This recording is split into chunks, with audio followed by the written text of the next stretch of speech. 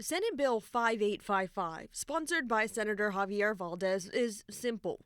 No masks for law enforcement officials on the job. We just want to make sure here in Washington State that the public knows who they're dealing with. The bill would apply to local, state, and federal law enforcement officials doing work in Washington State.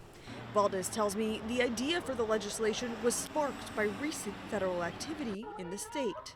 Especially our federal ICE officials are masking up and in their duties and not identifying themselves to the public. The bill does have carve-outs. For example, if a law enforcement officer needs to wear a face mask for health reasons, and has clarifying language to ensure helmets, for example, do not fall under the definition of a face covering.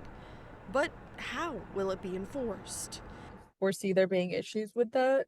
Well, I mean, whether it's a local law enforcement officer or even a federal law enforcement officer, they still can't run a red light.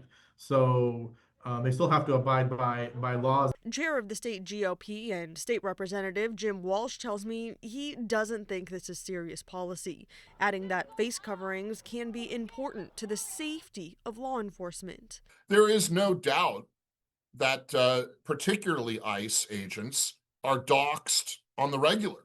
Taking away the option of a law enforcement officer taking reasonable security precautions is just not good public policy. He says rather than a state law, it should be up to law enforcement agencies to make their own policies. And I think most of them would say, in most cases, don't cover your face.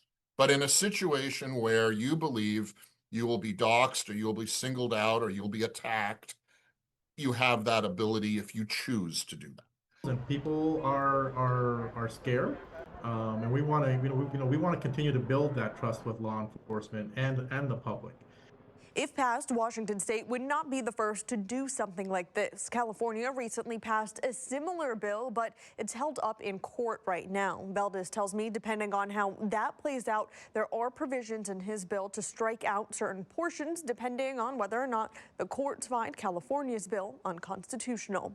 Natalie Fahmy, KOMO News.